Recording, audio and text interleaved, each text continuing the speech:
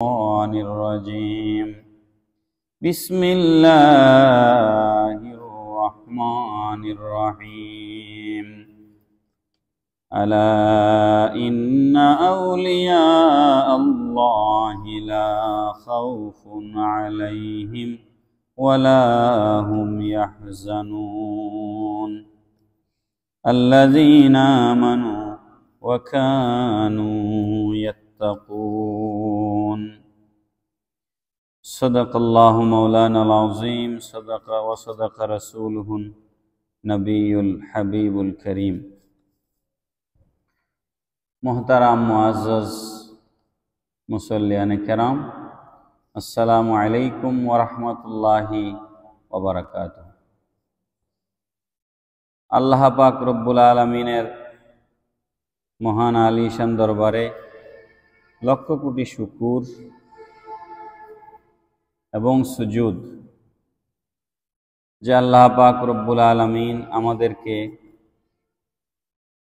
এই মাহে জিলকদ শরীফের জুমাবার দিন আল্লাহর ঘর মসজিদে আসবার তৌফিক দান করেছেন। মুনিবের দরবারে উচ্চ আওয়াজে সকলে পড়ি আলহামদুলিল্লাহ। মোহতারাম মুআজ্জাজ হাজিরিন, গত জুমায় আপনাদের সামনে হজের উপরে কিছু কথা বলেছি। আজকে একটু পরিস্থিতি বিবেচনায় ভিন্ন বিষয়ে কিছু কথা বলবো ইনশাআল্লাহ। আগামী জুমায় গিয়ে ইনশাআল্লাহ আবার হজ জিয়ারত এর আলোচনা করব, তারপর কুরবানির আলোচনা করব ইনশাআল্লাহ।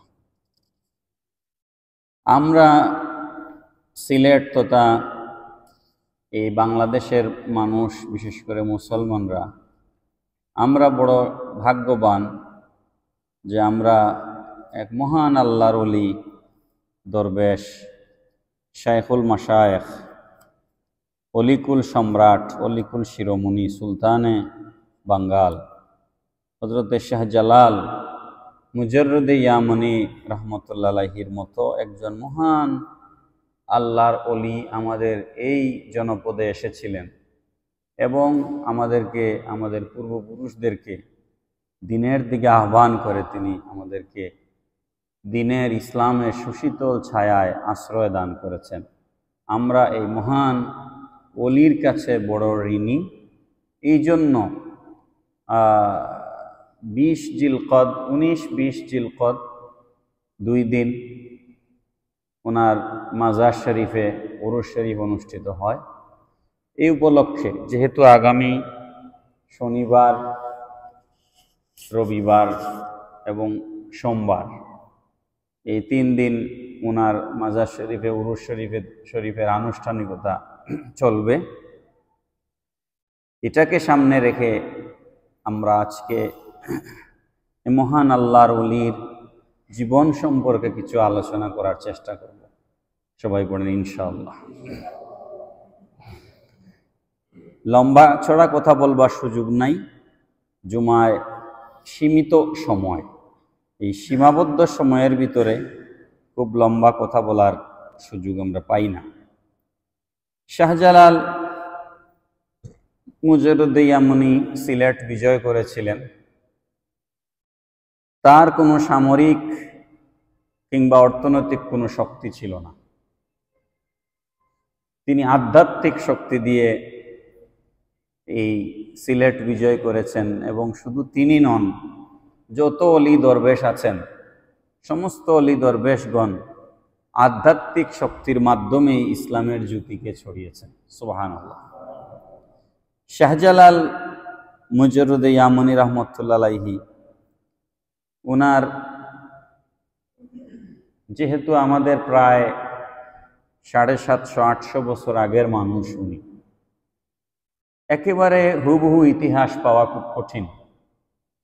তারপরও নির্ভরযোগ্য বই পুস্তক, ইতিহাসের কিতাব, গবেষণা লব্ধ বই পুস্তক এগুলা পড়লে আমরা সারসংক্ষেপ যেটা পাই, শাহজালাল রহমতুল্লাহ আলাইহি জন্মগ্রহণ করেছিলেন মক্কাতুল মুকাররমায়।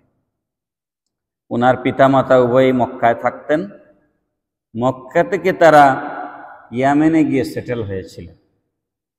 এবং ইয়েমেনে একটা যুদ্ধের মাঝে ওনার বাবা শহীদ হয়েছিলেন, আর ওনার জন্মের 3 মাস পরে ওনার মা দুনিয়ার থেকে পর্দা করেছেন। সুতরাং উনি একেবারেই এতিম হয়ে গেলেন। এতিম হয়ে যাওয়ার পর ওনার দেখভাল, ভরণ পোষণ, লালন পালনের দায়িত্ব ওনার আপন মামা, যিনি তখন মক্কাতুল মুকাররমায় বাস করতেন, সৈয়দ আহমদ কবির রহমতুল্লাহ আলাইহির তত্ত্বাবধানে তিনি বড় হন, লালিত পালিত হন। সৈয়দ আহমদ কবির রহমতুল্লাহ আলাইহি তৎকালীন সময়ের যুগশ্রেষ্ঠ একজন আল্লাহর ওলি ছিলেন। তার তত্ত্বাবধানে শাহজালাল রহমতুল্লাহ আলাইহি যখন বড় হচ্ছেন, তখন তিনি এলমে শরীয়ত এবং এলমে মারিফতের সমস্ত এলেম মামার কাছ থেকে শিক্ষা অর্জন করেছেন। এবং মামা যখন বুঝতে পেরেছেন যে আমার ভাইগনা শাহজালাল রহমতুল্লাহ আলাইহি তিনি অনেক উঁচু মাপের, উঁচু দরজার একজন বুজুর্গি লাভ করেছেন, এটা যখন তিনি বুঝতে পেরেছেন, তখন তিনি তাকে মক্কাতুল মুকাররমার এক মুষ্টি মাটি দিয়ে তিনি বলেছেন যে এটা তোমাকে দিলাম, এটা নিয়ে তুমি সফর করবে, এই মাটির সাথে যেখানকার মাটি মিশে যাবে ওই জায়গায় তোমার বসতি হবে। এবং ওনার সাথে শাহজালাল রহমতুল্লাহের সাথে যে কাফেলা ছিল বলা হয় 360 জন। 360 জন নিয়ে কিন্তু তিনি মক্কা থেকে রওনা করেননি, তিনি কয়েকজন মুষ্টিমেয় 12-14 জন নিয়ে রওনা করেছিলেন। রাস্তার মধ্যে ওনার সাথে মানুষ এড হতে হতে হতে হতে সেটা 360-এ গিয়ে পৌঁছেছে। তো ওনার সাথে একজন দরবেশ ছিলেন, যাকে মৃত্তিকা বিজ্ঞানী বলা হয়, যার নাম হচ্ছে হযরত চাশনী পীর রহমতুল্লাহ। তো চাশনী পীর রহমতুল্লাহ আলাইহিকে উনি সঙ্গে নিলেন এই মাটি পরীক্ষা করবার জন্য, এবং সেই মাটি পরীক্ষা করে তিনি নিশ্চিত হলেন যে এই সিলেটের মাটি আর এই ওনার মামার দেওয়া যে মক্কার মাটি, এই দুই মাটির মধ্যে মিল আছে। সুবহানাল্লাহ। এই সিলেট হলো তার বসতি। তো এমনি এমনি যেভাবে আমি বলছি ওইভাবে তিনি সিলেট চলে আসতে পারেন নাই বা আসেনও নাই। সিলেটে তার আসবার পেছনে লম্বা চড়া এক ইতিহাস আছে। তার যখন বুজুর্গি ইয়েমেনে ছড়িয়ে পড়ছিল, তখন ইয়েমেনের বাদশাহ তাকে পরীক্ষা করবার জন্য বিষ মিশ্রিত শরবত দিয়েছিল শাহজালাল রহমতুল্লাহ আলাইহিকে। আল্লাহর ওলিদের পাওয়ার এমন যে তিনি বিসমিল্লাহ বলে ওই বিষ মিশ্রিত শরবত পান করেছেন। ওই শরবতে উনার মধ্যে কোনো ধরনের ক্রিয়া তৈরি না করে, বরঞ্চ উল্টা ঘটনা ঘটলো, বাদশাহ মারা গেল। বাদশাহ মারা যাওয়ার ঘটনা দেখে উনার ইয়েমেনের বাদশার একজন ছোট ছেলে ছিল, নাম ছিল শেখ আলী।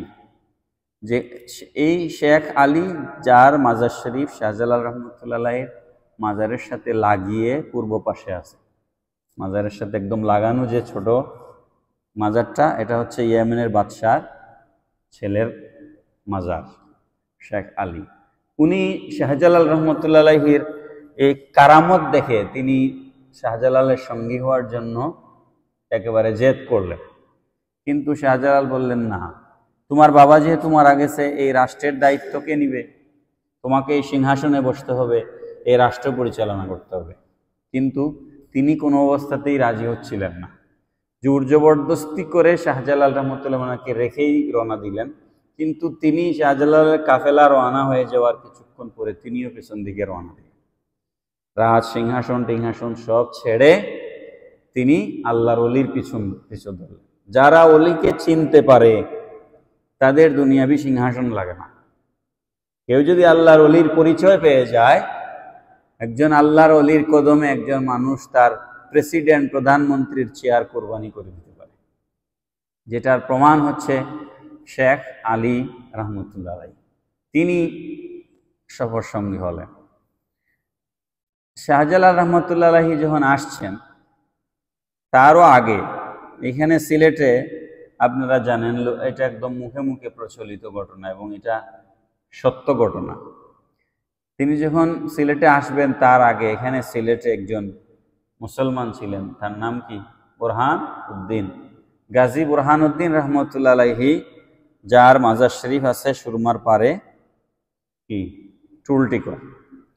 সেই গাজী বুরহান উদ্দিন রহমতুল্লাহ আলাইহি ওনার এক পুত্র সন্তান জন্মগ্রহণ করলো, সৈয়দ গুলজারে আলম নাম রাখলেন। বাবার মাজারের পাশেই পুত্রের মাজার শরীফ আছে। ছেলের জন্ম হওয়াতে অতি আনন্দের অতিশয্যে বুরহান উদ্দিন রহমতুল্লাহ আলাইহি একটা গরু জবাই করে পুত্রের আকিকা সম্পন্ন করেছিলেন।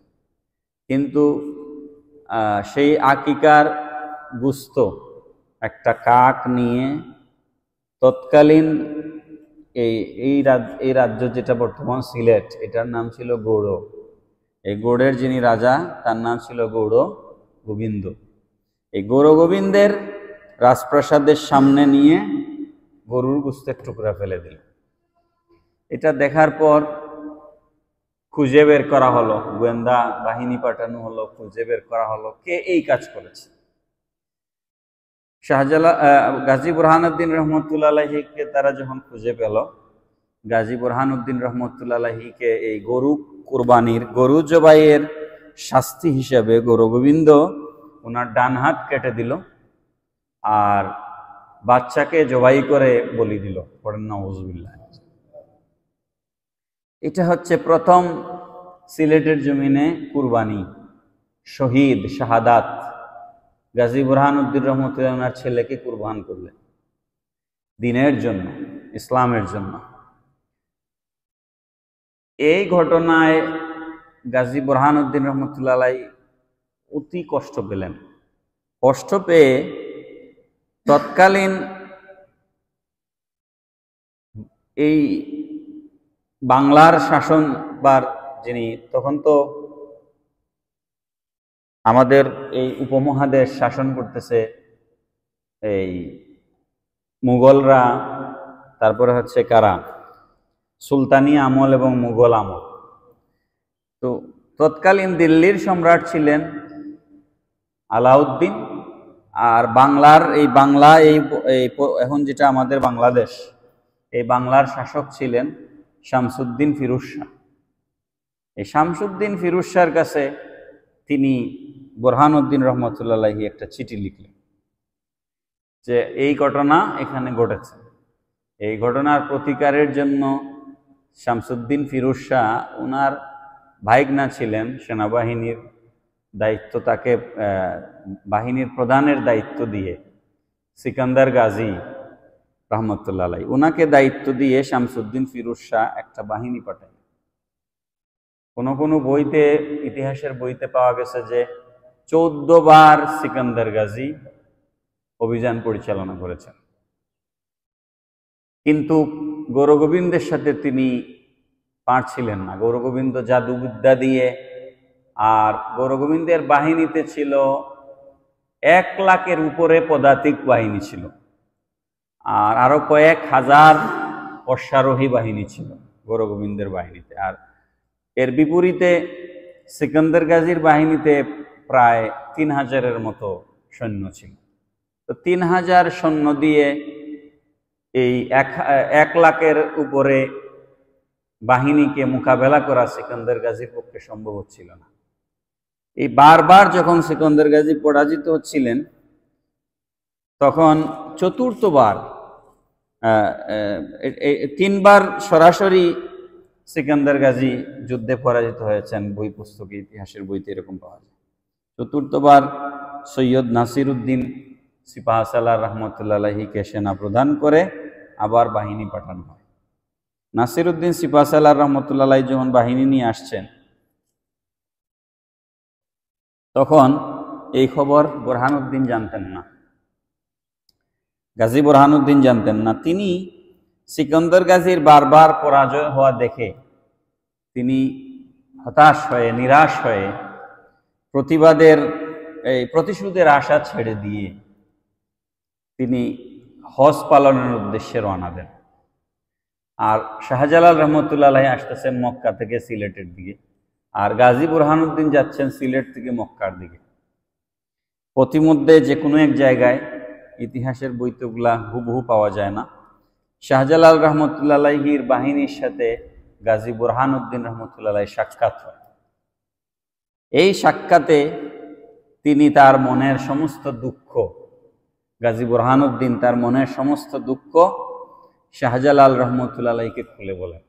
তখন শাহজালাল রহমতুল্লাহ আলাইহি এটার প্রতিশোধ নেয়ার প্রতিজ্ঞা করেন এবং সিলেটের দিকে যখন আগায় আসছেন তখন এই যে সাতগাঁও আছে, সাতগাঁওতে নাসির উদ্দিন সিপাহসালার রহমতুল্লাহ আলাইহির বাহিনীর সাথে শাহজালাল রহমতুল্লাহ আলাইহির সাক্ষাৎ হয়।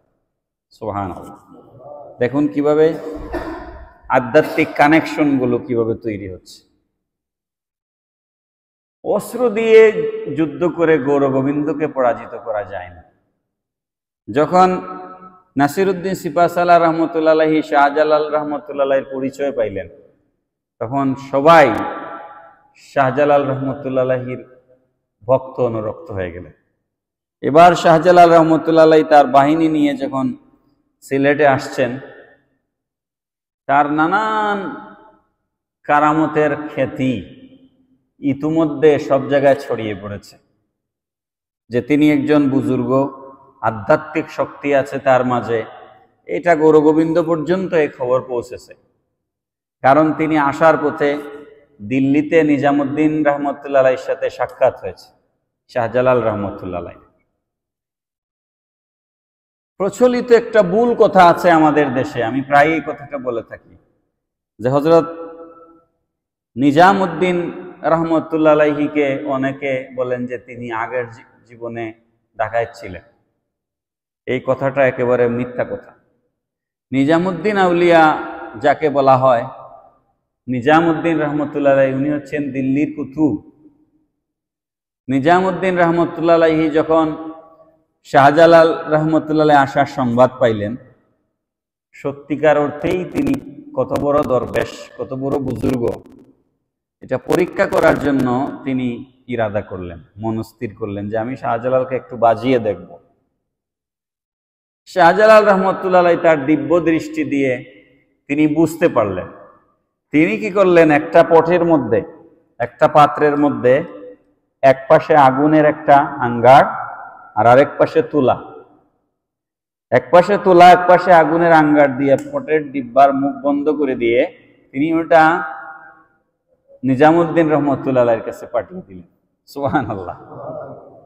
নিজামুদ্দিন রহমতুল্লাহ আলাইহি এই দৃশ্য দেখে তিনি লজ্জিত হলেন, কারণ ইনি এই পর্যায়ের বুজুর্গ যার কমান্ড, যার নির্দেশ আগুন মানে। সুবহানাল্লাহ। একই পাত্রে আগুন আর তুলা, আগুনের স্বভাব হচ্ছে জ্বালিয়ে দেওয়া, পুড়িয়ে দেওয়া, কিন্তু আগুনের পাশে তুলা, আগুন তুলাকে স্পর্শ করছে না। সুবহানাল্লাহ। অনেকে মনে করতে পারেন যে এটাও কি সম্ভব, একজন মানুষের পক্ষে কি এই ধরনের কারামত প্রদর্শন করা সম্ভব? আমি তাদের উদ্দেশ্যে বলি যে আমি বলেছি গতদিন এখানে একটা প্রোগ্রাম ছিল, সেখানে শহীদ সুলাইমান হলে, সেখানে বক্তব্যে আমি কথাটা বলেছি যে আমাকে একদিন প্রশ্ন করেছেন এক প্রফেসর যে এটাও কি একজন মানুষের পক্ষে সম্ভব যে আগুন আর তুলা একসাথে দিবেন? আগুনের ধর্মই তো হচ্ছে জ্বালিয়ে দেওয়া, পুড়িয়ে দেওয়া। আমি তাকে জিজ্ঞেস করলাম যে ইব্রাহিম আলাইহিস সালামকে আল্লাহ পাক যে নমরুদের আগুনে রেখেছিলেন, সেই ঘটনা কি আপনি বিশ্বাস করেন? তখন তিনি বললেন, হ্যাঁ, এটা তো কোরআনের ঘটনা। এটা কিসের ঘটনা? কোরআনের ঘটনা। তো এটা যদি কোরআনের ঘটনা হয় যে ইব্রাহিম আলাইহিস সালামকে নমরুদের আগুন স্পর্শ করে নাই, এমনকি নমরুদের আগুন ইব্রাহিম আলাইহিস সালাম আর একটা পশমও স্পর্শ করে নাই। সুবহানাল্লাহ। নমরুদের আগুন যদি ইব্রাহিম আলাইহিস সালাম আর একটা পশমও স্পর্শ না করে, আগুনের লেলিহান শিকা যদি ফুলের বাগান হয়ে যেতে পারে, আগুনের লেলিহান শিকা ইব্রাহিম আলাইহিস সালামের জন্য ফুলের বাগান হয় নাই, ফুলের বাগান হয়ে যেতে পারে, তো ইব্রাহিম আলাইহিস সালাম তো আল্লাহর একজন নবী, একজন বান্দা। তো আল্লাহ যদি তার এক বান্দার জন্য আগুনের বাগান, আগুনকে ফুলের বাগান বানাতে পারেন, তো আল্লাহ তার আরেকজন মায়ার বান্দা শাহজালালের কথায় আগুনের তুলাকে এক জায়গায় রেখে আগুনকে তুলাকে স্পর্শ না করার জন্য এই ঘটনা ঘটানোর ক্ষমতা আল্লাহ শাহজালালকে দিতে পারেন না? এটা তো অতি সিম্পল একটা ঘটনা। শাহজালাল, ইব্রাহিম যেমন আল্লাহর মাহবুব, মায়ার একজন বান্দা, শাহজালালও তো আল্লাহর মায়ার বান্দা। সুবহানাল্লাহ। তো এই ঘটনাগুলো, এই ধরনের কারামতগুলো, এ ধরনের কারামতগুলো যখন ছড়িয়ে পড়ছে চতুর্দিকে, তখন গৌরগোবিন্দ ভাবছে যে এই দরবেশের সাথে তো এমনি এমনি আমরা যুদ্ধ করে পারবো না, তো আমাদেরকে কৌশল অবলম্বন করতে হবে। কৌশল কি? কৌশল হচ্ছে সুরমার সমস্ত নদী পার করে, নৌকা বন্ধ করে দেয়া, সুরমার সমস্ত নৌকা বন্ধ করে দেওয়া। শাহজালাল রহমতুল্লাহ আলাইহি নৌকা বন্ধ করে দেওয়া হয়েছে। নদীর ওই পারে এসে তিনি কি ফেরত চলে গেছেন? না, তার যে জায়নামাজ ছিল সেটা বিছিয়ে দিয়েছেন। শাহজালাল রহমতুল্লাহ আলাইহির জায়নামাজ, তিনি যে জায়নামাজ ব্যবহার করতেন, এটা ছিল হরিণের চামড়ার জায়নামাজ, হরিণের চামড়া দিয়ে বানানো জায়নামাজ। জায়নামাজটা সুরমায় বিছিয়ে দিয়েছেন, দলবল সহ সুরমা পার হয়ে গেছে। এই ঘটনা অস্বীকার করে এরকম বহু মানুষ আছে, এই ঘটনা অস্বীকার করে এরকম বহু মানুষ আছে। তো আমি একজনকে বললাম যে শাহজালাল নৌকা দিয়ে পার হয়েছিলেন না জায়নামাজ দিয়ে পার হয়েছিলেন? ওই সময় কি তুমি সুরমার পারে বসা ছিল নাকি? তুমি যে অস্বীকার করো, ওই সময় কি তুমি সুরমার পারে বসা ছিল? তো এটা গেল একটা কথা। দ্বিতীয় কথা হচ্ছে, আমি এইভাবে এটার জবাব দেই, অনেকে আমাদেরকে এগুলা প্রশ্ন করে, আমরা তো মাঠে ময়দানে কথা বলি, বহুত প্রশ্ন আসে আমাদের কাছে মাহফিলগুলোতে গেলে। তা আমাকে একজন এটা বলছে যে এটা কিভাবে সম্ভব যে পানির উপরে একটা জায়নামাজ ভেসে থাকবে, এটা কিভাবে সম্ভব? আমি বললাম আল্লাহ চাইলে সম্ভব। কিভাবে সম্ভবের উত্তর কি?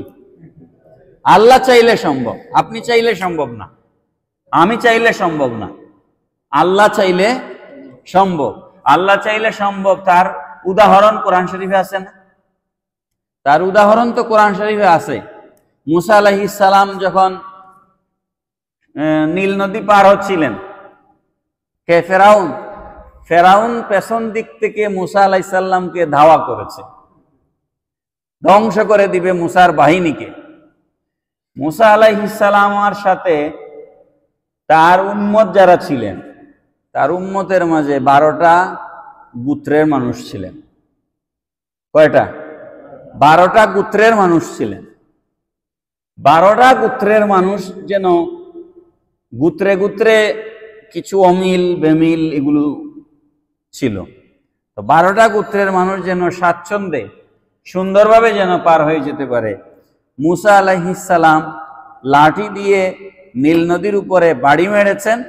একটা বাড়ি, 12টা না, লাঠি দিয়ে একটা আঘাত করেছেন, 12টা গোষ্ঠীর জন্য 12টা রাস্তা তৈরি হয়েছে। এটা কোরআনের ঘটনা, এটা কোনো কিচ্ছা নয়, কোরআনের ঘটনা। আপনি কি মুসা আলাইহিস সালামের এই মুজিজাকে অস্বীকার করবেন? অস্বীকার করার উপায় আছে? মুসা আলাইহিস সালামের এই মুজিজাকে অস্বীকার করলে তো কোরআন অস্বীকার করা হবে, কোরআন অস্বীকার করলে কুফরি হবে। মুসা আলাইহিস সালামের এমন মুজিজা যে একটা লাঠির আঘাতে একসাথে 12টা রাস্তা তৈরি হলো। মুসা আলাইহিস সালাম সদল বলে নীল দরিয়া পার হয়ে গেলেন, ফেরাউন নীল নদে ডুবে মরল। তারা দেখলো যে রাস্তা তৈরি হয়েছে, এই রাস্তা দিয়ে আমরাও পার হয়ে যাব, কিন্তু এই রাস্তা নিমিষেই আল্লাহ পাক পানির সাথে মিশিয়ে দিল। যে আল্লাহ মুসা আলাইহিস সালামের জন্য নীল নদীর মধ্যে 12টা রাস্তা তৈরি করতে পারেন, একটা লাঠির মুজিজা, মুসা আলাইহিস সালামের একটা লাঠির মুজিজা, একটা লাঠির স্পর্শে, এই লাঠি মুসা আলাইহিস সালামের স্পর্শ পেয়েছে। এই লাঠি সাধারণ লাঠি নয়, একজন আল্লাহর নবীর হাত মোবারকের স্পর্শ পেয়ে একটা লাঠির আঘাতে 12টা রাস্তা নির্মাণ হয়ে গেছে। তো আল্লাহর একজন ওলির স্পর্শে জায়নামাজ পানির উপরে ভাসতে পারে না? বলেন না, পারে কি পারে না? শাহজালাল রহমাতুল্লাহ আলাইহি যখন নদী পার হলেন, আজান দিলেন, উনার সঙ্গী একজন ছিলেন 360 আউলিয়ার একজন, নূরুল্লাহ উনার নাম, নূরুল্লাহ রহমাতুল্লাহ আলাইহি। উনি দিলেন আজান। কথিত আছে আজানের ধ্বনিতে গৌর গোবিন্দের বিল্ডিং ভেঙ্গে খান খান হয়ে পড়েছে। আজান দেওয়ার আগে ভালো করে খেয়াল করবেন, অনেক পীর আছে আমাদের দেশে যাদের মুরিদ হইলে নামাজ পড়া লাগে না। পড়েন না? নাউজুবিল্লাহ। আছে না? অনেক পীর আছে বলে অমুক পীরের মুরিদ হইলে নামাজ লাগে না। শয়তানি কথা। কি কথা? শয়তানি কথাবার্তা। শাহজালাল রহমতুল্লাহ আলাইহি বললেন, আজান ওই ব্যক্তি দিবে যার নামাজ তো কোনোদিন কাজা হয় না, বরঞ্চ আসরের সুন্নত যে রেগুলার পড়ে সে আজান দিবে। আপনারা এখানে যারা আছেন আমাকে সত্য কথা বলেন, আপনারা কি আসরের সুন্নত পড়েন? খুব কম। বলেন আসরের সুন্নত, বলেন। আমরা এখানে যারা আছি আসরের সুন্নত খুব কম মানুষে আসরের সুন্নত পড়ি। তার মানে রেগুলার যে আসরের সুন্নত পড়ে এ লোক বুজুর্গ। এ লোক কি? এই লোক বুজুর্গ ব্যক্তি, রেগুলার যে আসরের সুন্নত পড়ে। যে মানুষ প্রতিদিন আসরের সুন্নত পড়ে সে কি ফরজ নামাজ কাজা করবে? বলেন, কাজা করার কোনো যুক্তি আছে? নাই। এই জন্য এমন ব্যক্তিকে দিয়ে আজান দেওয়াইলেন, বললেন আমার কাফেলার মধ্যে কে আসো যে আসরের নামাজের সুন্নত মিস হয় না? আসরের নামাজের সুন্নত মিস হয় না এরকম কে আসো? তখন দাঁড়ালেন নূরুল্লাহ, তিনি দাঁড়িয়ে আজান দিলেন। কোন কোন ইতিহাসের বইতে লিখা আছে উনার উপাধি হচ্ছে শাহচট। শাহচটের মাজার আছে এখানে। তা আমি এটা জানি না সত্য মিথ্যা, শতভাগ সত্য মিথ্যা আমি জানি না, উনি শাহচট কিনা এটা আল্লাহ ভালো জানেন। তো আসরের সুন্নত মিস হয় না এমন একজন ব্যক্তিকে দিয়ে তিনি আজান দেওয়াইছেন। এই আজানের অ্যাকশন আছে না নাই? এই আজানের অ্যাকশন আছে। দিল্লির কুতুবউদ্দিন বখতিয়ার কাকি রহমতুল্লাহ আলাইহি যখন ইন্তেকাল করেন, ওই সময়ে দিল্লির যিনি বাদশাহ ছিলেন, আমার নাম এই মুহূর্তে মনে পড়ছে না, কুতুবউদ্দিন বখতিয়ার কাকি রহমতুল্লাহ আলাইহি ইন্তেকালের আগে ওসিয়ত করে গেছেন যে আমার জানাজা পড়াবে যে 5 ওয়াক্ত নামাজ তো পড়ছেই, যার কোনোদিন তাহাজ্জুদ মিস হয় নাই, যে ইশরাক পড়তো, চাশ পড়তো, আওয়াবিন পড়তো এবং নির্ধারিত পরিমাণ রাতের শেষ ভাগে দুরূদ শরীফ পড়তো, একটা পরিমাণ তিনি উল্লেখ করে গেছেন। এখন তার ইন্তেকালের পরে যখন এটা অ্যানাউন্সমেন্ট দেওয়া হয়েছে যে তার ওসিয়ত এরকম, পুরা জানাজায় হাজার হাজার মানুষ, 3 পতন নীরবতা, জীবনও তাহাজ্জুদ মিস হয় নাই, ইশরাক মিস হয় নাই, আওয়াবিন মিস হয় নাই, এরকম বুজুর্গ তো কেউ এই মাহফিল থেকে বের হয়ে আসতেছেন না। তাইলে জানাজা কে পড়াবে? বুঝছেন আপনারা ঘটনা? তখন ওই তৎকালীন যিনি বাদশাহ ছিলেন, নামটা এই মুহূর্তে মনে পড়ছে না, তিনি চোখের পানি ছেড়ে দিয়া, ইলতুৎমিশ, হ্যাঁ বাদশাহ ইলতুৎমিশ সম্ভবত, তিনি চোখের পানি ছেড়ে দিয়ে মাথা নিচের দিকে দিয়ে দিয়ে জানাজার লাশের সামনে আসলেন। এসে তিনি কান্না জড়িত কণ্ঠে মানুষের উদ্দেশ্যে তিনি একটা বক্তৃতা দিলেন আর বললেন যে আজ আমি বড় লজ্জিত, আমার এই ভাই কুতুবউদ্দিন আমি যে ইবাদত বন্দেগীগুলো করি রাষ্ট্র পরিচালনার পাশাপাশি, এগুলো আমার দেশের কোনো জনগণ জানে না। আমি গোপনে ইবাদতগুলো করি, কিন্তু আমার এই ভাই আজকে আমাকে মানুষের সামনে প্রকাশ করে দিয়ে গেল। আমি বড় লজ্জিত আছি। তো একজন দেশের বাদশাহ যদি এরকম হয়, তাহলে এই দেশটা কেমন হবে চিন্তা করেন। একটা দেশের বাদশাহ, এই জন্য নবীজি বলেছেন ইমামুন আদিলুন, ন্যায়পরায়ণ শাসক কিয়ামতের ময়দানে আরশে আজিমের ছায়ার নিচে জায়গা পাবে। পড়েন সুবহানাল্লাহ। শাহজালাল রাহমাতুল্লাহ আলাইহি যখন সুরমা পার হয়ে গেলেন জায়নামাজে, এই দৃশ্য দেখে গৌরগোবিন্দের বাহিনী ভয়ে আতঙ্কিত হয়ে দিক বিদিক ছোটাছুটি করা শুরু করলো। যুদ্ধ ছাড়াই শাহজালাল সিলেট বিজয় করলেন। যুদ্ধ করা লাগে নাই, যুদ্ধ করতে হলো না। গৌরগোবিন্দ পালিয়ে গেল। পালিয়ে গিয়ে কিছু কিছু বই পুস্তকে, আমি এগুলা নিয়ে অনেক পড়াশোনা করেছি, গেজেটিয়ার লিখতে গিয়ে আমি শাহজালালের উপর অনেক গবেষণা করেছি। কিছু কিছু বই পুস্তকে লেখা আছে পীর মহল্লার ওই পাশে, কিছু কিছু বই পুস্তকে লেখা আছে চৌকি দেখি কোন একটা পাহাড়ের কোন একটা গুহার ভিতরে গিয়ে গৌরগোবিন্দ আশ্রয় নিয়েছে। পরে তার কি হয়েছে, সে কোন দিকে গেল, মারা গেল, এগুলা কিছু ইতিহাসে পাওয়া যায় না। একটা বইয়ের মধ্যে এরকম পেয়েছি, এটা যিনি লিখেছেন বইটা তিনি অত্যন্ত জ্ঞানী এবং গুণী মানুষ ছিলেন। আপনারা তার নাম অনেকে শুনে থাকবেন, সৈয়দ মুর্তজা আলী। সৈয়দ মুর্তজা আলী মৌলভীবাজারের কৃতি সন্তান। তিনি পাকিস্তান গভর্নমেন্টের সময় সচিব ছিলেন, পাকিস্তান আমলে রিটায়ার্ড করেছেন। সৈয়দ মুর্তজা আলীর একটা বই আছে, হযরত শাহজালাল ও সিলেটের ইতিহাস বইয়ের নাম। ওই বইয়ের ভিতরে তিনি একটা ঘটনা লিখেছেন যে গৌরগোবিন্দ যখন পালায় গেল, পালায় যাওয়ার পর তার মনের মধ্যে আকাঙ্ক্ষা জাগ্রত হলো, কে এই দরবেশ যার হুকুমে জায়নামাজ পানিতে ভেসে যায়, তাকে আমি একটু দেখতে চাই, তাকে আমি একটু দেখতে চাই। কিন্তু দেখবো কিভাবে? দেখতে গেলে তো কল্লা যাবেই, তো দেখবো কিভাবে? সে কি করলো,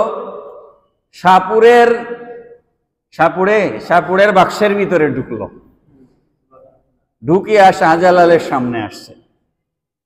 শাহজালাল রাহমাতুল্লাহ আলাইহি উনার আধ্যাত্মিক শক্তিতে বুঝলেন যে এখানে গৌরগোবিন্দ আছে। সুবহানাল্লাহ। বের হতে বললেন, সে বাক্স থেকে বের হলো। তো মনে করলো আজকেই তো আমার শেষ। কিন্তু শাহজালাল রাহমাতুল্লাহ আলাইহি, আরো বহু মানুষ ছিল তখন, সবার সামনে শাহজালাল তাকে ক্ষমা করে দিল। বড় করে বলেন না সুবহানাল্লাহ।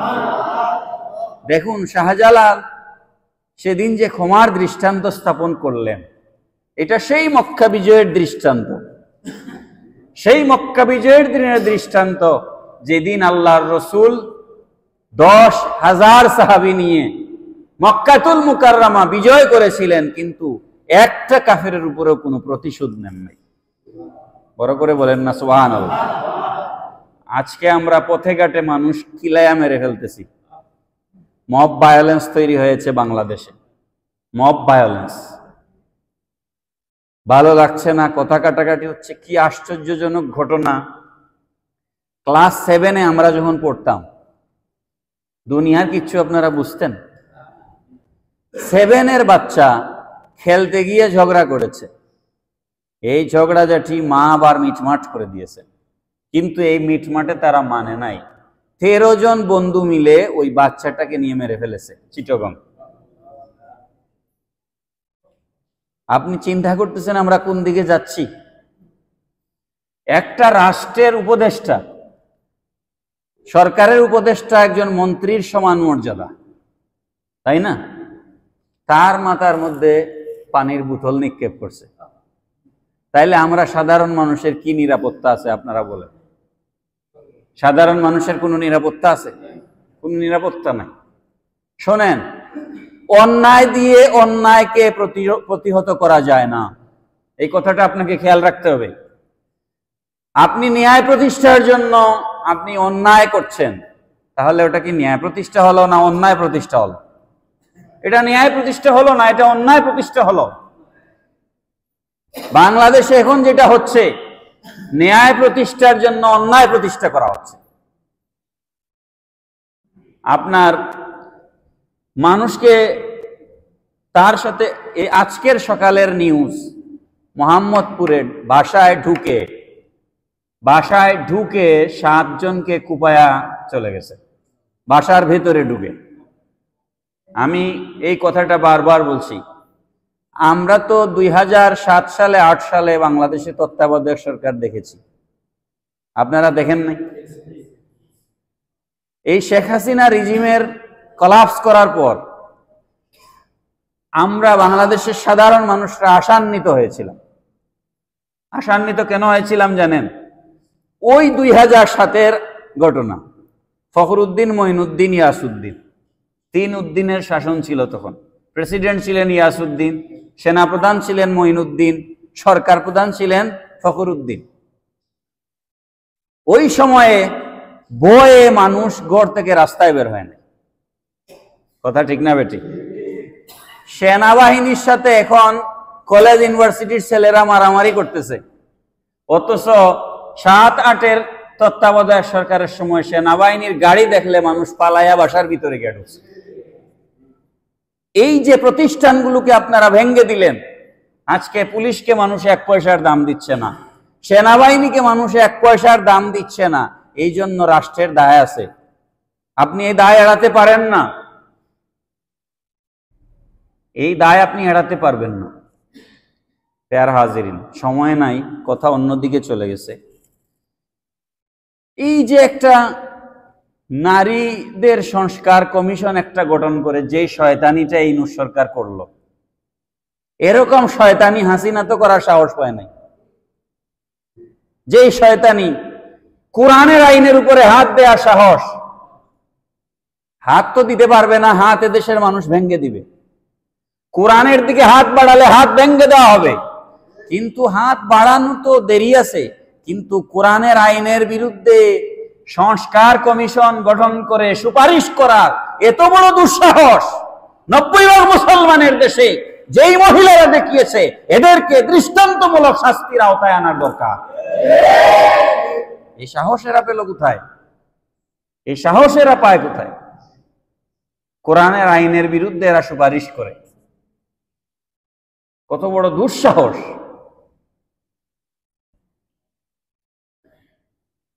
তার হাজিরিন, যাই হোক, কথা অন্যদিকে গেছে। শাহজালাল রহমতুল্লাহ আলাইহি যে ক্ষমার দৃষ্টান্ত স্থাপন করলেন, এই ক্ষমার দৃষ্টান্ত মক্কা বিজয়ের দৃষ্টান্ত। আল্লাহর রসুল যেদিন মক্কা বিজয় করেছিলেন, সেদিন মক্কার কাফেররা দিক বিদিক ছোটাছুটি করছিল। আজ মুহাম্মদ সাল্লাল্লাহু আলাইহি সাল্লাম এবং তার বাহিনী আমাদের একটারও মাথা রাখবে না, একটারও কল্লা আজকে থাকবে না, এটা ছিল তাদের ধারণা, এবং এটাই দুনিয়ার হিসেবে হওয়াটাই স্বাভাবিক ছিল। কিন্তু নবীজি খানায় কাবার উঠানে দাঁড়িয়ে বলেছিলেন, কুল্লু আমরিল জাহিলিয়াতি মওদুন তাহতা কাদামাইয়া, জাহিলিয়াতের যুগের সমস্ত কিছু আজকে আমি আমার পায়ের নিচে ফেলে খানায় কাবার উঠানে দাঁড়িয়ে সব দাফন করে দিলাম। সুবহানাল্লাহ। সাধারণ ক্ষমা, জেনারেল মার্সি ঘোষণা করলেন নবীজি। পৃথিবীর ইতিহাসে এরকম দৃষ্টান্ত নাই। মক্কা শরীফে মক্কার উঠানে দাঁড়িয়ে যে কাফেররা রাসূলকে মক্কা থেকে বিতাড়িত করেছিল, সেখানে ফিরে এসে আল্লাহর রাসূল সেই কাবাগরের উঠানে দাঁড়িয়ে নবীজি বললেন, জেনারেল মার্সি ঘোষণা করা হলো। গত জুমায় আমি আপনাদেরকে, বা এর আগের জুমায় আমি আপনাদেরকে বলেছিলাম, হযরত উসমান ইবনে তালহা রাদিয়াল্লাহু তাআলা আনহু, তালহা রাদিয়াল্লাহু আনহুর ছেলে উসমান, ইনি উসমান যিন নুরাইন না, উসমান ইবনে তালহা রাদিয়াল্লাহু তাআলা আনহুর কাছে কাবা শরীফের চাবি ছিল। মনে আছে? আপনাদেরকে বলছিলাম। উসমান ইবনে তালহা নিজে বয়ান দিয়েছেন, তিনি বলেছেন যে রসুল মদিনায় হিজরত করবার আগে একদিন আল্লাহর রসুল আসিয়া কাবাগরের চাবি চাইছেন, কিন্তু আমি চাবি দেই নাই, কারণ আমি তখন ঈমান আনি নাই। আমি চাবি দেই নাই, বরং আমি তাকে গালমন্দ করে বিদায় করে দিয়েছিলাম। তখন আল্লাহর রসুল বলেছিলেন, আজ তুমি আমাকে বিতাড়িত করে দিলে, শোনো, একদিন এই মক্কার চাবি আমার হাতে আসবে। সুবহানাল্লাহ বলেন। একদিন এই কাবাগরের চাবি আমার হাতে আসবে। উসমান ইবনে তালহা বলছেন, আমি সেদিন হাসি ঠাট্টা করছিলাম, কি বলে, পুরা ক্ষমতা আমাদের হাতে, কাফেরদের হাতে সব ক্ষমতা, উনি এগুলো কি বলে। কিন্তু যেদিন আল্লাহর রসুল মক্কা বিজয় করলেন, আমার কাছে চাবি চাইলেন, আমি তাকে চাবি দিলাম। চাবি দেওয়ার পর আল্লাহর রসুলকে আমি ওই দিনের কথা স্মরণ করাইলাম যে, ইয়া রাসূলুল্লাহ, আপনার কি স্মরণ হয়, আমি তো এখন মুসলমান হয়ে গেছি, আপনার কি স্মরণ হয় যেদিন আমি আপনাকে চাবি দেই নাই আর ইয়ে করেছিলাম, আর আপনি বলেছিলেন যে মক্কা বিজয় হবে, আপনার হাতে চাবি যাবে, সেই ঘটনা আমার আজকে মনে পড়ছে। তখন নবীজি মুস্কে হাসি দিলেন আর বললেন, নাও চাবি, এই চাবি তোমাকে আমি ফেরাইয়া দিলাম, কিয়ামত পর্যন্ত কাবাগরের চাবি তোমার বংশধরের হাতে থাকবে। আল্লাহর রসুল বললেন, আপনারা জানেন আবু সুফিয়ান রাদিয়াল্লাহু তাআলা আনহু, শিয়ারা তাকে নিয়ে অনেক কথাবার্তা বলে, ওগুলা শুনবেন না। তিনি সাহাবী, কিন্তু মক্কা বিজয়ের পরে তিনি মুসলমান হয়েছেন, আগে নয়। কি তার মর্যাদা মক্কা বিজয়ের আগের সাহাবীদের সমান নয়, এটা সত্য, কিন্তু তিনি সাহাবী। তিনি কি সাহাবী। নবীজি বললেন, আবু সুফিয়ান ছিলেন কাফিরদের নেতা। নবীজি বললেন, কাবাগরের উঠানে দাঁড়িয়ে নবীজি বললেন, আমি তো সাধারণ ক্ষমা ঘোষণা করলাম, এও বলছি, শোনো, তোমরা যদি আজকে কেউ আবু সুফিয়ানের ঘরে গিয়ে আশ্রয় নেয়, আবু সুফিয়ানের ঘরকেও আমি নবী নিরাপদ ঘোষণা করলাম। সুবহানাল্লাহ। আবু সুফিয়ানের ঘরও নিরাপদ। তো আল্লাহর রসুলের সেই আদর্শের একজন সৈনিক হচ্ছেন শাহজালাল। তিনি ক্ষমা করলেন। আমি ছোট্ট একটা কথা বলে শেষ করি। 26 শাওয়াল 1303 ইংরেজি সনে, কত? 1303। 26 শাওয়াল, হিজরি সন ছিল 703 আর ইংরেজি সন ছিল 1303। 1303 ইংরেজিতে শাহজালাল রহমতুল্লাহ আলাইহি 26 শাওয়াল সিলেট বিজয় করেছিলেন। কত তারিখ? 26 শাওয়াল সিলেট বিজয় করেছিলেন। সিলেট বিজয় করে তিনি প্রথম যেখানে গিয়ে আস্তানা তৈরি করেছিলেন, এটা হচ্ছে চৌকিদিঘি। এই চৌকিদিঘিতে তিনি আস্তানা গড়েছিলেন। ওখানে তিনি 2-2.5 বছর অবস্থান করেছিলেন। তারপরে এখন যেটা দরগা শরীফ, ওখানে এসে তিনি আস্তানা করেছেন। এই আস্তানাতে ইবনে বতুতা শাহজালালের সাথে সাক্ষাৎ করেছেন। এখন সময় নাই সেটা বলার, এক জুমায় সব কথা বলা সম্ভব না। তো একটা ছোট্ট একটা ঘটনা বলে শেষ করছি। তো শাহজালাল রহমতুল্লাহ আলাইহির একজন মুরিদ, একজন ভক্ত ছিলেন কাঠুরে। তিনি কাঠ কেটে, লাকড়ি কেটে জীবিকা উপার্জন করতেন। তার 5টা মেয়ে ছিল, কিন্তু তিনি লাকড়ি কেটে বাজারে বিক্রি করার কারণে তার মেয়েদেরকে কেউ বিয়ে করে না, কারণ জাত নিচু জাত। তিনি এসে একদিন শাহজালালের কাছে শিকায়াত করলেন। শাহজালাল রহমতুল্লাহ আলাইহি 26 শাওয়াল ওই তারিখটার জন্য অপেক্ষা করছিলেন। ওই তারিখ তিনি তার ভক্ত অনুরক্তদেরকে নিয়ে শাহজালাল রহমতুল্লাহ এখন যেখানে মাজার শরীফ, ওখানে তার আস্তানা ছিল। এখান থেকে তিনি আবার ওই চৌকিদিঘি গেলেন, লাক্কাতুড়া, যেটাকে বলা হয় কি লাক্কাতুড়া। সেখানে গিয়ে তার ভক্ত অনুরক্ত সহ উনি নিজে কাঠ কাটলেন।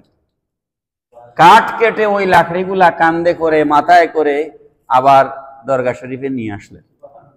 নিয়ে এসে তিনি সবাইকে বসাইলেন। বসিয়ে বললেন, বলো তো আজকে আমরা কি করলাম?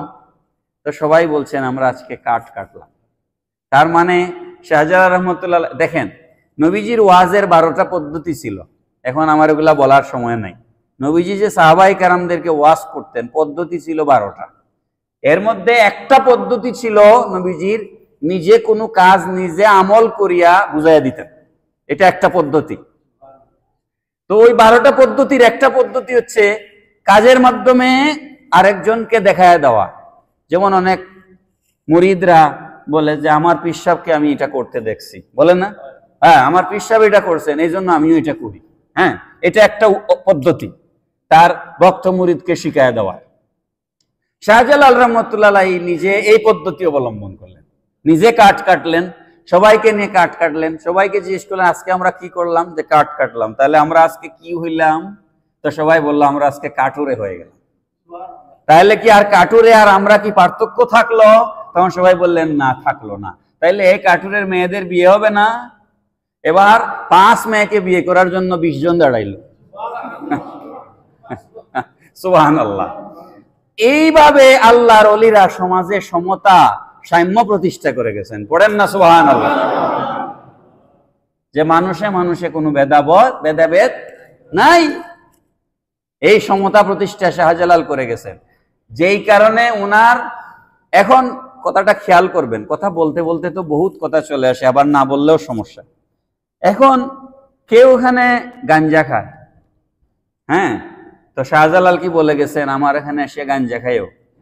শোনেন ভালো করে কথাটা খেয়াল করিয়া, প্রত্যেকটা জিনিসের পারভার্টেড ফর্ম আছে। ইংরেজিতে পারভার্টেড ফর্ম বলে, বাংলায় বলে বিকৃত অবস্থা। ভালো জিনিস সোনা রাস্তায় কিনতে পাওয়া যায় না, দুধ রাস্তায় কিনতে পাওয়া যায় না। হ্যাঁ, ভালো জিনিসের কদর বেশি। এই ভালো জিনিসগুলো যখন নষ্ট হয়ে যায়, আঙ্গুর পচলে মদ হয়, ঠিক নেই?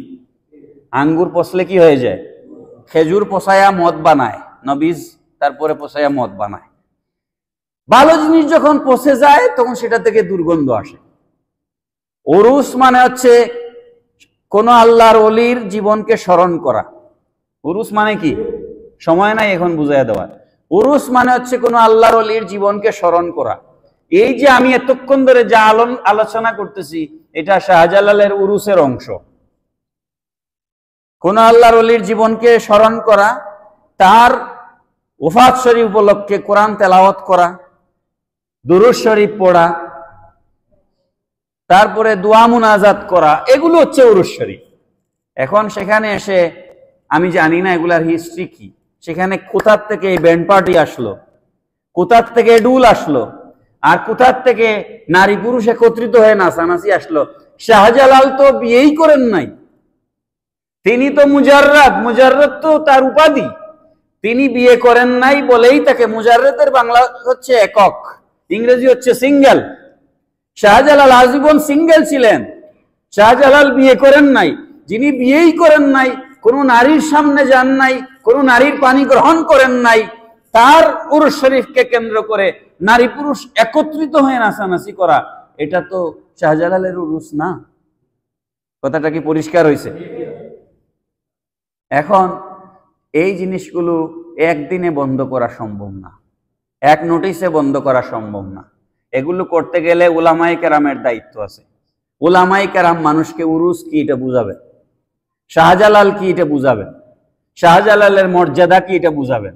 এখন আপনি এগুলোর কারণে উরুসের বিরুদ্ধে ফতোয়া দিয়ে দিলেন, আর মাজার জিয়ারতকে নাজায়েজ শিরিক ফতোয়া দিয়ে দিলেন, তাইলে তো আপনি আলেমের মাঝে 2 ভাগ করে ফেললেন। কারণ আপনি যখন মাজার জিয়ারত নাজায়েজ বলেন, তখন আমি আপনার এই ফতোয়া মানি না, তখন আপনার আর আমার মাঝে দ্বন্দ্ব তৈরি হয়ে গেল। কথা ঠিক না বেঠিক? এই দ্বন্দ্ব তৈরি করা যাবে না। আপনি জিয়ারতকে মানেন এবং জিয়ারতের সুন্নত তরিকা মানুষকে শিখায় দেন। কথা কি ঠিক আছে? আপনি উরুসকে স্বীকার করেন, করে উরুসের শরীয়ত সম্মত তরিকা মানুষকে শিখিয়ে দেন, তাই না? এই জায়গায় আলেমদের দায়িত্ব আছে, সাথে সাথে প্রশাসনের বিরাট দায়িত্ব আছে। যারা রাষ্ট্র পরিচালনা আছেন, ডিসি সাহেব, এসপি সাহেব, পুলিশ কমিশনার সাহেব, ওনাদের বিরাট দায়িত্ব। ওনারা যদি আইন শৃঙ্খলা রক্ষায় নিয়োজিত না থাকেন, এগুলোতে ওনারা যদি কাজ না করেন, তাহলে আচ্ছা, এই যে শাহজালালের মাজারকে কেন্দ্র করে মাজারের সাথেই লাগাই একটা মাদ্রাসা আছে না? ওই মাদ্রাসার মাঠে বসিয়ে গাঞ্জা খায় না? বলেন খায় না? আমি মাদ্রাসার বিরুদ্ধে বক্তব্য দিচ্ছি না, আপনারা আমার ভুল বুঝিয়েন না। এখন ওই মাদ্রাসার একজন শিক্ষক বাইর হইয়া যদি ওই গাঞ্জাখুরকে বলেন তুই এখানে গাঞ্জা খাইস না, তাহলে কিলাকিলি লাগবো না? তো এই কিলাকিলি লাগলে এটা সমাধান কে করবে? এখানে তো আইন শৃঙ্খলার মানুষ লাগবে। এই জন্য কিলাকিলি করে আপনি এই গাঞ্জা উঠাইতে পারবেন না। পারবেননি বলেন? কিলাকিলি করে আপনি এটা উঠাতে পারবেন না। তাইলে উলামাই কেরাম এবং প্রশাসনের একটা সমন্বিত উদ্যোগ দরকার। কথা কি পরিষ্কার হইল? আমরা যদি সিলেটের মানুষরা শাহজালালের কদর না বুঝি, ওনার সম্মান না বুঝি, উনার ওফাত বার্ষিকীতে উনাকে স্মরণ না করি, উনার উপরে দুইটা কথা না বলি, উনার মাজারের সামনে গিয়ে সূরা ফাতিহা ইখলাস না পড়ি, তাইলে আমাদের মতো নিমুখ হারাম এই জমিনে আরেকজন আছে? এই জন্য আমাদের দায়িত্ব হচ্ছে শরীয়ত সম্মত উপায়ে শাহজালালকে স্মরণ করা। কারণ তিনি একজন, দুইজন, 1000, 2000 না, তিনি 9 লক্ষ, রেকর্ড বলে 9 লক্ষ বিধর্মীকে তিনি কলিমার দাওয়াত দিয়ে ইসলামের ছায়া তলে এনেছেন। আপনার নামের আগে শ্রী ছিল, এটা কেটে শাহজালাল আপনার নামের আগে মোহাম্মদ লাগাইছে। আপনি ধুতি পড়তেন, আপনার পূর্বপুরুষরা ধুতি পড়তো, এই ধুতি পড়ার থেকে আপনাকে পায়জামা পাঞ্জাবি পড়া শিখাইছেন শাহজালাল। সুতরাং তার অবদানকে নিমুখ হারামের মতো অস্বীকার করবেন না। আল্লাহ পাক এই মহান মনীষীর রোহানি ফয়ুজাত আমাদেরকে নসিব করুন, সবাই পড়ি আমিন। তা আমরা আলাদাভাবে কোনো মাহফিল করছি না। আজকে আমরা তো প্রতিদিনই জুমার নামাজের পড়ে মিলাদ শরীফ পড়ি, তা আজকের মিলাদ শরীফের সওয়াব রেসানি শাহজালালের উরুস শরীফ উপলক্ষে হবে ইনশাআল্লাহ। ওমা আলাইনা ইল্লাল বালাগ। আসসালামু আলাইকুম ওয়া রাহমাতুল্লাহ। বেশি কথা বললাম, মাফ করবেন, সুন্নত পড়ে